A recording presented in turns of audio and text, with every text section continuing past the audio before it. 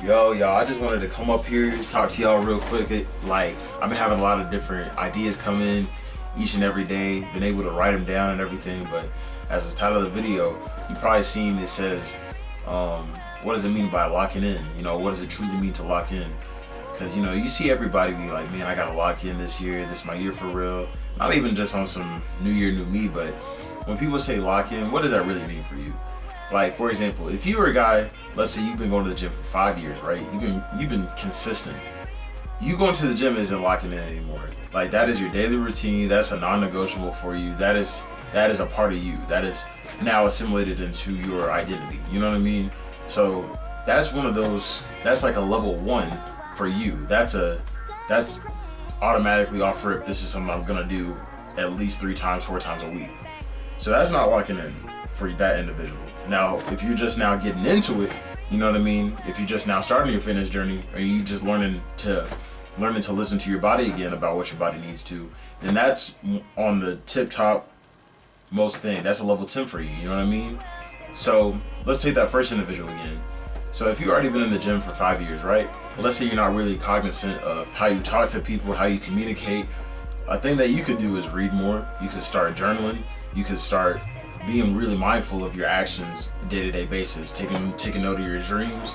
Whenever you're able to write things down and you're able to process information better, that will subsequently make you a better communicator.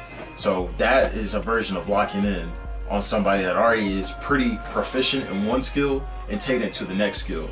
You need to find something that is uncomfortable for you in order to push you. Locking in isn't doing your day-to-day routine. Everybody's got a job, bro, hopefully.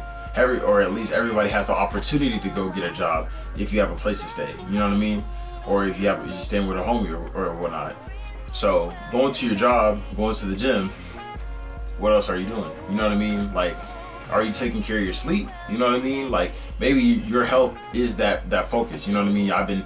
You've been drinking excessively, or you eating bad foods, you know what I mean? Like, when people say lock in, it's just so generic. Like, what does that really mean? It's like whenever people say go be yourself whenever you're talking to a girl. Maybe you're a weirdo. Maybe you're legitimately a weirdo, and there's parts of you that you should not say to the hoods. You know what I'm saying? Like, you probably should not be yourself around the hoods. Don't, please, for the love of God, don't.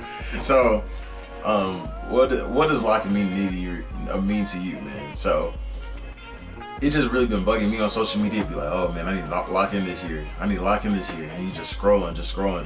It's like, folk, people they be too ambiguous with it. You know what I mean? Like, so hopefully this will help somebody being like, man, this is what it really means to lock in for me. You know what I mean? Like, okay, if I need to communicate better with my girl, these are the steps I can take. These are some books that I can spew out. You know what I'm saying? These are some books that I can read to help me become a better communicator.